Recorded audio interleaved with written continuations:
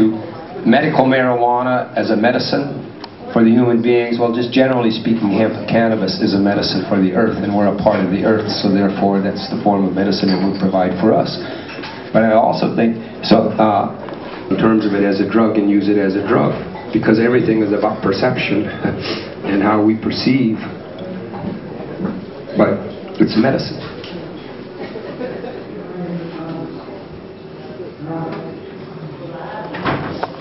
Yes. Drug laws in America changed by the people, the majority that believe they should.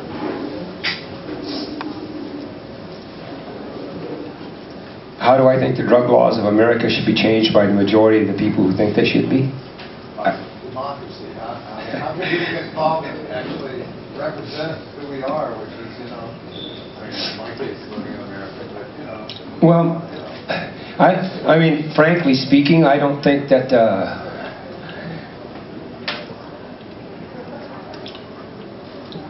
the drug laws can be changed through democracy. I don't think anything can truly be changed through democracy except the continued acceleration of destruction against the life forms of the planet.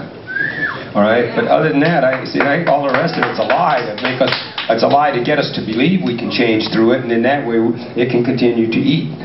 You know, and we believe we're doing something, but we're not really thinking. But dealing within that context, I think that we need to make distinctions. We need to develop an understanding, because cannabis, it's a medicine. See, and I hear us use it a lot of times. We say it jokingly, but yet at the same time, it's a medicine. It's not a drug. All right? Mushrooms, things that grow just naturally out of the earth. The earth does not grow drugs. The earth has grown not one drug. The earth grows plants and herbs and medicines and the things that sustain life and can be used in life. And some of these things will kill you because they're poison, and some of them will alter your reality, so you have an opportunity to perceive from different perceptions.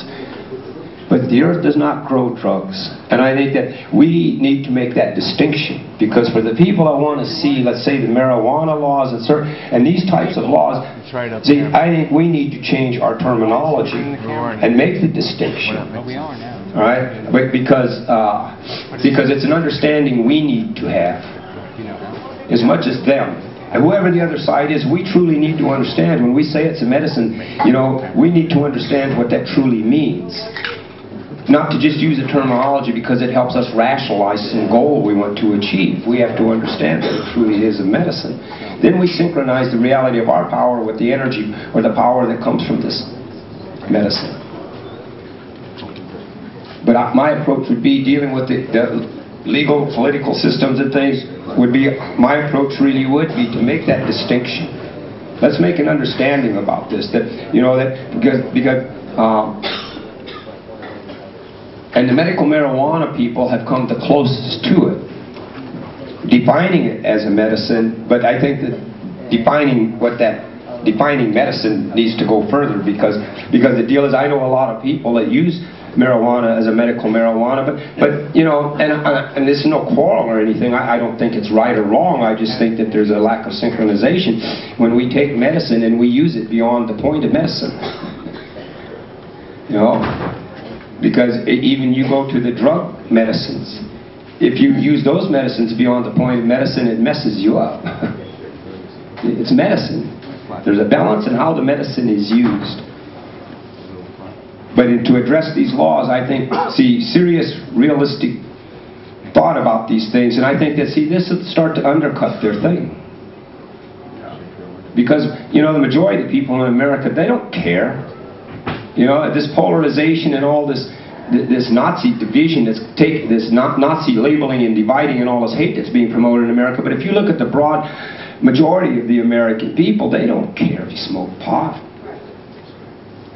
But they do care about drugs like meth and crack and things like that. And then we, in our joking manner, come out and refer to pot as a drug. See, so we help cloud things. Okay. Okay.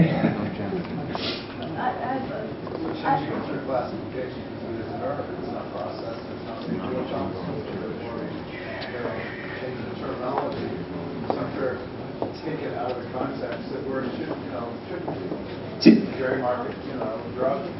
see how we think and how we speak, because words are sounds that we make, and you can't use this word to mean that word, because each word makes its own sound, and we're a part of a vibratory reality.